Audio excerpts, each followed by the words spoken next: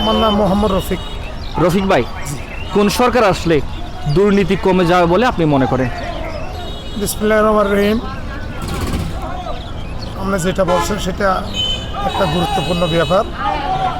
এখানে তো বাংলাদেশ সরকার বাংলাদেশ স্বাধীন হওয়ার পরে আমরা দেখছি যে কেউ কাকে ছাড়তে না, প্রথম নম্বর। এখন এক নম্বরের মধ্যে আমরা মনে করলাম যে বিএনপি অন্যায় করছে, বিএনপি চলে গেছে, আমাদের বিএনপির দরকার নাই। আমাদেরকে খাওয়াবে সৃষ্টিকর্তা আল্লাহ, আল্লাহ ছাড়া আমাদেরকে কেউ খাওয়াবে না। যে সরকার যোগ না কেন আমাকে একটা টাকাও দাঁত দিবে না, খাওয়াবে না, আর খরচের উপর রাখবে। কিন্তু বিএনপি অন্যায় করছে, বিএনপি চলে গেছে।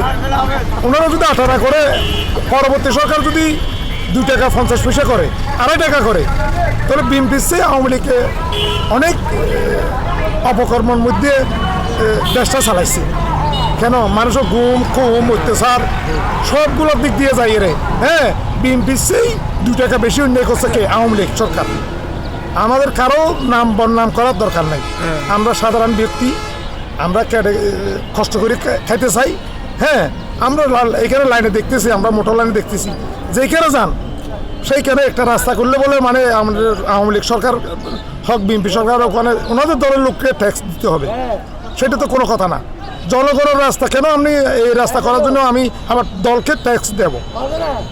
যে সরকার জন্মে করে ওই দলকে ট্যাক্স দিয়ে রাস্তাটা করতে হয়, সেটা ভালো কাজ না। কিন্তু আমরা মনে করি 3টা সরকার চলে গেছে, এখন যদি আমাদের জন্য যদি জমাত যায়, ওনারা কি রক কাটে না গলা কাটে নাকি ফা কাটে, সেটা আমরা দেখতে চাই। সবচেয়ে ভালো চতুর্থ ব্যক্তি একবার আসক, সমস্যা নেই। এরশাদ পার্টি ক্ষমতায় গেছে, বিএনপি গেছে, যে জাতীয় পার্টি গেছে, সবগুলো গেছে। একবার যদি জমাত আসে তাহলে আমরা ওনাদের সাথে মিলাইতে পারবো কোনটা ওনারা বালা করছে কিনা খারাপ করছে। আমাদের দেশের মধ্যে তো দেখতেছি যে আমরা পেঁয়াজের কেজি খাইছি 180 টাকা 70 টাকা, গরুর মাংস খাইছি 1000 টাকা। একটা তরকারির বস্তা যদি নিতে চাই কিস 1000 টাকা, আমাদের আগে তরকারি কিনতাম 120 টাকা দিয়ে কিস। তাহলে আমাদের প্রতি কেন অন্যায় জুলুম করে? একটা টায়ার নিতাম আমরা গাড়ির 10,000 টাকা, এখন একটা টায়ারের দাম 20,000 টাকা। আর আমাদের দেশে মনে করলেন যে এখানে একদম 12 লোক যাইতে চাইলে আমাদের পাসপোর্ট ভিসা লাগবে, না হলে গুলি করে মারি ফেলবে। আমাদের দেশে আমরা খাইতে পারি না।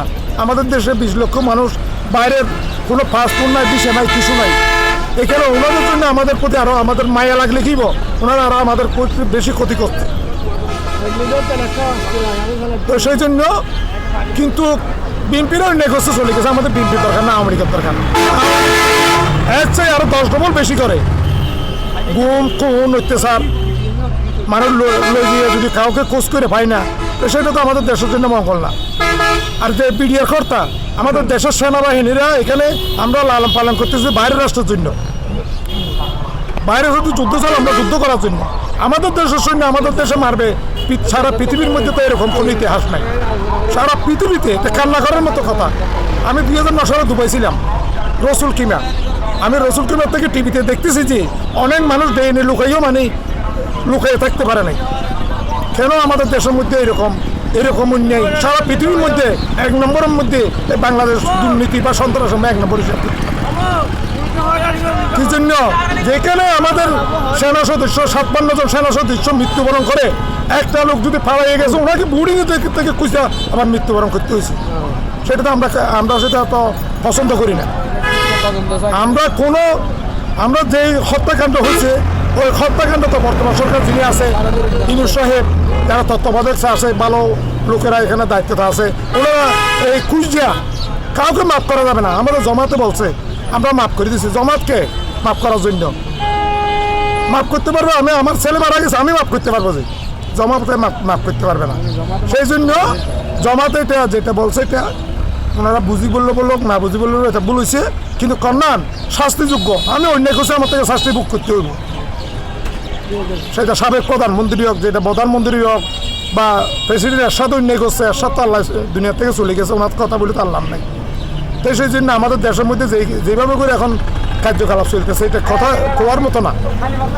সেই জন্য আমাদের দেশটা সুস্থ চলক, যারা ক্ষমতায় আসেন ওনারা একবার আসুক, আমরা সেটা দেখি। সেটা আমি আল্লাহর রহমতে আমার ভালো লাগে। কেন আমি তো আমরা মুসলিম, আমরা তো মুসলমান হিসেবে জন্ম নিয়েছি, আমার কোরআন তেলাওয়াত করতে হবে, নামাজ পড়তে হবে। এখন তো আমরা ক্ষমতা গেলে মাহফিল বন্ধ করে দিই, আমরা ক্ষমতা গেলে মাহফিল বন্ধ করে দিই। এখন দেখেন না যেভাবে মাহফিল চলে, এখানে মাহফিল চলতেছে 100-র মধ্যে 99টা মাহফিল চলতেছে, কোনো বাধা নেই। যে যার যার অধিকার আছে তার আমার কাজ করে আমি একটা কাজ করি, আমার কাজ বলতে বাধা দিয়ে যদি বলে তুমি আমাকে এখান থেকে 200 টাকা দিলে যেতে পারবে না, আর যেতে পারবে কেন? আমার গাড়িতে ব্যবসা করতেছে, উনি একদম ভাড়া দেওয়ার জন্য আমাকে লোকাইছে, উনি আমাকে বলছে যে তুমি ওইদিকে যাবে কিনা, ওখানেও দুর্নীতি আছে। সেই জন্য দেশটা ভালো চলক, সুস্থ চলক, আর যারা বিরিয়ার হত্যা করছে ওনাদের সুস্থ বিচার হোক, ওনাদের ছেলে মেয়ে হোক, ওনাদের বড় র্যাঙ্কের অফিসার হইতো, ওনারা ওখান থেকে কি করছে নিচে পড়ে গেছে। আসসালামু আলাইকুম ওয়া রাহমাতুল্লাহ।